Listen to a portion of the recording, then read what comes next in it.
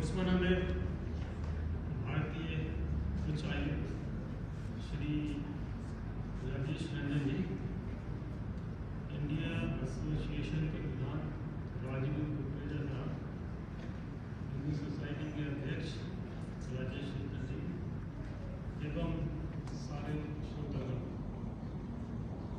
आपका इस हिंदी दिवस पर मेरा सादर प्रणाम और अभिनंदन इस राष्ट्रीय भाषा हिंदी दिवस के लिए। सबसे पहले तो मैं से जो चीज़ आपने कहा था कि मुझे क्षमा करिएगा, कोशिश करूँगा मैं शुद्ध हिंदी के शब्द लेके उर्दू इंग्लिश के शब्द आए तो स्वीकार करिएगा। जैसे डॉक्टर रंजन सर ने कहा था कि ये भाषा फ्लेक्सिबल होनी चाहिए, यदि सभी को स्वीकार करना है, इसको आगे बढ़ाना है, इसको देश की राष्ट्रभाषा का दर्जा देना है तो फ्लेक्सिबिलिटी ज़रूर होनी चाहिए। और दूसरी चीज़ मैं शुरुआत करना चाहता हूँ, ये सीरियस गहरी बातें हुई हैं हिंदी के बारे में, बट हिंदी यहाँ तक सीमित नहीं है। इसके बचपन में मैंने व्यंग रस सुना है, वीर रस सुना है, हिंदी का हास्य रस सुना है। तो जो हाई कमिश्नर साहब ने, उच्चायुक्त साहब ने जो दो लाइनें बोली थी गोपाल प्रसाद व्यास जी की, कुछ काम करो कुछ काम करो, हमारे स्कूल टाइम में उसी कवि की इसकी हास्य रस पे पैरोडी उन्होंने बनाई थी। इसकी दो लाइनें पेश करना चाहता हूँ कि इस दौड़ धूप में क्या रखा, इस दौड़ धूप में क्या रखा, आराम करो आराम करो, आराम शब्द में राम छुपा, आराम शब्द में राम छुपा, जो भव बंधन को खोता है, आराम शब्द का ज्ञाता तो बिल्लाही योगी होता है। और इसी श्रृंखला में मैं आदरणीय जोशी साहब, head of the bank of Botswana, आमा वाली बात बताई थी, अर्धविराम वाली बात बताई थी कि आप यदि अर्धविराम गलत जगह लगाएं तो उसका मीनिंग बदल जाता है। शायद उस पर समझने में देर हुई थी, पब्लिक समझ नहीं पाई। उसका मैं सिंपल उदाहरण देता हूँ और मुझे उम्मीद है अच्छा लगेगा आपको कि हिंदी शब्द के कमाल क्या होते हैं। एक कॉमा छोटा था, उस समय जनसंख्या नियंत्रण का दौर चल रहा था, तो किसी दीवार पे लिखा हुआ था कि बच्चों की बात होती थी, बस 2 या 3 बच्चे, उसके बाद कॉमा, डॉक्टर की सलाह लीजिए। किसी ने बार बार कॉमा हटा के बस के बाद लगा दिया और रीडिंग होती है बस 2 या 3 बच्चे, डॉक्टर की सलाह लीजिए। तो कमाल की भाषा है। और अभी तक जो जिक्र हो रहा है इसकी सीरियसनेस के ऊपर हो रहा है। हिंदी हिंदी मातृभाषा के ऊपर हो रहा है। मातृभाषाएं इंडिया में ऑफिशियल से 30 के करीब होंगी, आप लोगों के पास ज़्यादा स्टैटिस्टिक्स होगी करेक्ट, बट ये हिंदी भाषा सिर्फ मातृभाषा नहीं, इससे भी ऊपर का पदवी मिलनी चाहिए। इसको राष्ट्रभाषा बनाने के लिए जो विलम्ब हो रहा है, इस दिवस को उस उपलक्ष्य में मनाया जा रहा है। हमारे पंजाबी दोस्त की मातृभाषा पंजाबी होती है। अभी राजू से बात कर रहा था 2-4 दिन पहले, वो कहेंगे हम पंजाबी है, लेकिन उनकी हिंदी सुनी कमाल की थी। एक बैंक ऑफ बड़ौदा में महाराष्ट्रियन है, मातृभाषा मराठी है, लेकिन उनकी हिंदी बहुत अच्छी है। तो मैं कहना चाहता हूँ कि मातृभाषा 25 हो 50 हो, लेकिन इस भाषा का दर्जा, राष्ट्रीय दर्जा नहीं मिल पा रहा है पिछले 70 साल से। और हमारी सरकार का, केंद्रीय सरकार का शायद इस दिवस को शुरुआत करने के लिए, जैसे आपने बताया था 4 साल से शुरुआत हुई है, इसको जो गुणान्वित करना चाहिए, एक्सेप्टेबल करना चाहिए, उसके लिए एक उपलक्ष्य मनाया जा रहा है। और मुझे याद है 40 साल पहले मैं स्कूल के एनसीसी कैंप से गया था, बेंगलोर में कैंपिंग हो रही थी और तमिलनाडु मद्रास होते हुए गया था, वहाँ एक रुका था मैं। मुझे बड़ी तकलीफ हुई थी, अंग्रेजी में हाथ तंग था, हिंदी को उस समय मुझे लगा था कि जैसे हम सारे राष्ट्र को एक झंडे के नीचे लाए, सारे राष्ट्र को एक संविधान के अंदर लाए, राष्ट्र में एक भाषा जरूर ऐसी होनी चाहिए जिसके इस्तेमाल से, जिसके प्रयोग से हम पूरे हिंदुस्तान में घूम सकें बिना किसी ट्रबल के।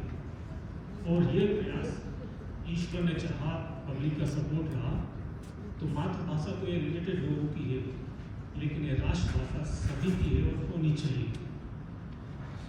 संख्या के हिसाब से बताया है कि हिंदी को ही क्यों राष्ट्रभाषा का दर्जा मिलना चाहिए, इसमें भी कोई बायस्ड रीजन नहीं था। हिंदी बोलने वालों की संख्या आज की डेट में 45%, 48%। और सेकेंड लैंग्वेज जो हिंदी के बाद आती है, सबसे ज़्यादा बोली जाती है, वो है बंगाली। उसकी संख्या है 9% सॉरी। तो इसमें कोई शक की गुंजाइश नहीं है कि हिंदी भाषा को मातृभाषा बनाना आसान है सबके लिए। बट दुख तो तब होता है जब इस भाषा को राष्ट्रभाषा बनाने के लिए कई राष्ट्रों ने अपनी मातृभाषा भी सीखी है, गुजराती, राजस्थानी, पंजाबी, और हिंदी को भी सीखने में कोई प्रॉब्लम नहीं आई है। दुर्भाग्यवश हमारे देश में कुछ राज्य जिनको कि बार बार प्रोत्साहित करा जाता है सरकार द्वारा, केंद्रीय सरकार द्वारा, उसमें एजुकेशन के लिए प्रोत्साहित करा जाता है। और अभी कुछ दिन पहले मैं सेम डिबेट एनडीटीवी पर सुन रहा था, और किसी एक लेडी का स्टेटमेंट था कि हमारे ऊपर ये भाषा थोपी नहीं जानी चाहिए। थोपी is very strong word, impose करना नहीं चाहिए, हम अपनी खुशी खुशी करेंगे। मेरे हिसाब से ये थोपना नहीं है। जो सरकार कर रही है, कार्यक्रम आयोजन कर रही है, वहाँ पे स्कूल में एक सब्जेक्ट बनाने की इच्छा रख रही है, थोपना तो वो होता है कि केंद्रीय सरकार कह दे भाई अगले साल से केंद्रीय रोजगार में जो एग्जाम्स होते हैं यूपीएससी के, उसमें हिंदी की योग्यता होना अनिवार्य है, वो थोपना होगा। ये लॉजिक अच्छा नहीं है। अपने देश को ही गौरवान्वित नहीं करता है कि हमने संविधान सबने स्वीकार कर लिया, हमने राष्ट्र ध्वज स्वीकार कर लिया, इस ध्वज के अंदर रहते हैं, अंदर में रिस्पेक्ट करते हैं, राष्ट्रगान स्वीकार करा है, बट राष्ट्रीय भाषा नहीं बनने देंगे। मातृभाषा बनी हुई है, बनी रहे, ज़्यादा से ज़्यादा लोग बोलते रहे, बनी रहे, और उम्मीद है कि भविष्य में ये एटीट्यूड उन लोगों का चेंज होगा। अब जो हाई कमिश्नर साहब बोल रहे थे कि फ्लेक्सिबिलिटी, ये मैंने कई जगह पढ़ा कि श्री मोदी के right hand mister Amit Shah ने अभी स्पीच में कहा था कि इस भाषा की कोई प्रतिद्वंदिता या कंपटीशन नहीं है किसी दूसरी भाषा से, और इस भाषा के लोगों को भी दूसरी भाषा के शब्दों को इस्तेमाल करने में झिझक नहीं होनी चाहिए। और इसका बहुत अच्छा एग्जाम्पल है उर्दू। ये उर्दू भाषा सबसे नई है, हिंदी के तुलना में बहुत नई है, और उर्दू जो भाषा बनी थी इसकी इन्होंने व्याकरण, ग्रामर हिंदी से ली, शब्दकोश इन्होंने कई भाषाओं से लिए, उसमें हिंदी है, अरेबियन है, पर्शियन है। स्क्रिप्ट जो लिए उन्होंने वो अरेबिक स्क्रिप्ट लिए, और इसलिए कम समय में ज़्यादा पॉपुलर हुई है। वो दूसरा रीज़न भी है, जो लोग कहते हैं कि हम मुगलों के गुलाम थे, शायद इस वजह से बढ़ी है, यस वो भी रीज़न हो सकता है कि हम गुलाम थे और उनकी भाषा, लेकिन इसको भी स्वीकार करना चाहिए कि फ्लेक्सिबिलिटी है उस भाषा में। अब व्याकरण जो होती है हिंदी की, अंग्रेजी व्याकरण से डिफरेंट है। खाना खाओ हिंदी में जो ऑब्जेक्टिव पहले आता है, वर्ब बाद में आता है, वर्ब इंग्लिश में बोलता है eat food, eat your food, जो भी बोलना है, तो वर्ब पहले आता है इंग्लिश में और ऑब्जेक्ट सब्जेक्ट बाद में आता है। उर्दू की जो ग्रामर है आप देखिएगा, उर्दू में वही उसी ऑर्डर में शब्दों का इस्तेमाल होता है, वर्ब कहाँ आता है, ऑब्जेक्ट कहाँ आता है, सब्जेक्ट कहाँ आता है। तो अप्रिशिएट, नई भाषा यदि इतनी पॉपुलरिटी गेन कर रही है, why can't we do the same thing? Accept it. जैसा कि ये पहले बता चुके हैं कि हमारी भाषा तीसरे या चौथे नंबर पर है दुनिया में, लेकिन इस बात को भी आप नकार नहीं सकते हैं कि इसको जितनी भाषा को, हिंदी भाषा को, राष्ट्रीय भाषा को जितना मिलना चाहिए था विकसित देशों में रिस्पेक्ट वो नहीं मिला है।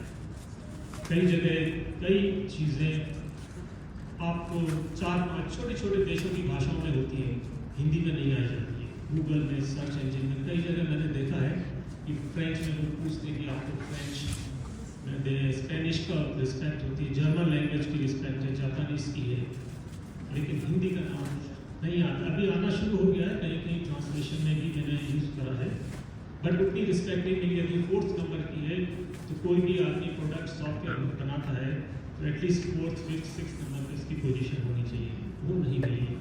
और वो तभी मिलेगी जब हम खुद इसकी रिस्पेक्ट करना सीखेंगे।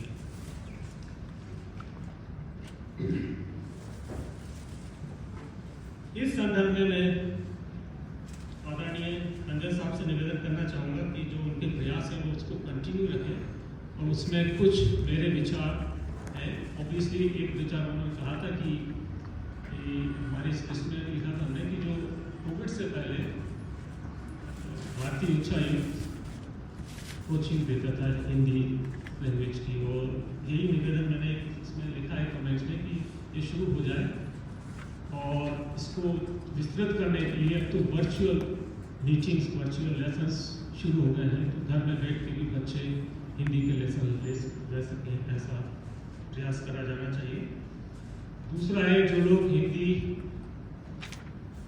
बोलने का प्रयास करते हैं उनको प्रोत्साहित करा जाए। मातृभाषा, जैसे मेरी मातृभाषा हिंदी थी, मुझे इसके प्रोत्साहन की जरूरत नहीं है, क्योंकि कई चीज़ें मैं बिना प्रयास के ही सीख गया हूँ बचपन में।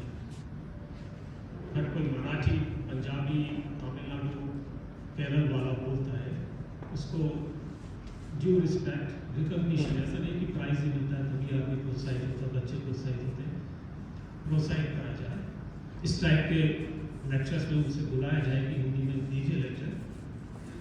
हिंदी ऑनलाइन क्लास आप कर ही रहे हैं, अपने बच्चों को यदि हो सके तो, क्योंकि कई यूनिवर्सिटीज में 2 लैंग्वेज मांगते हैं साउथ अफ्रीका में एडमिशन के लिए, और as a second, because English language शायद डिमांड की है, इंग्लिश के बराबर में हम उम्मीद नहीं लगा सकते, but as a second language यहाँ पे यदि बच्चे कैम्ब्रिज में एडमिशन ले उस एग्ज़ाम के लिए, उसकी कोई क्लासेस नहीं होती है, घर पे पढ़ना पड़ता है, कोचिंग करना पड़ता है।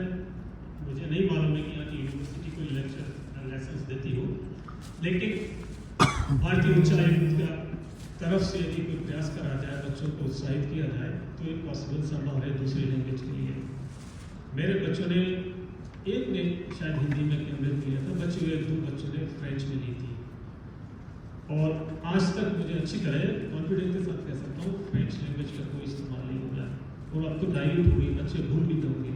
यदि उन्होंने हिंदी में एग्ज़ाम लिया होता तो वो हमारी संस्कृति को बचाने वाली चीज़ होती है, वो जनरेशन तक काम आना चाहिए। हम कितनी जनरेशन बाहर ले लें, हमारी आइडेंटिटी हमेशा इंडियन ही रहेगी, हमारी काउंटिंग, रेशियल काउंटिंग इंडियंस में ही रहेगी, तो क्यों ना हम अपने कल्चर को भी बचा के रखें।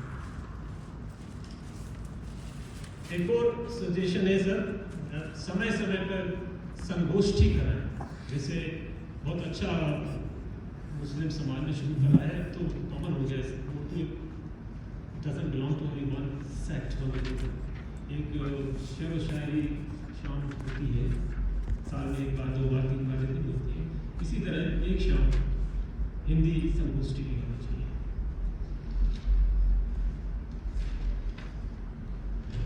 बस इन्हीं विचारों और वक्तव्य के साथ में आप सभी को मेरा धन्यवाद, और अपने शब्दों को यही विराम देता हूँ। जय हिंद।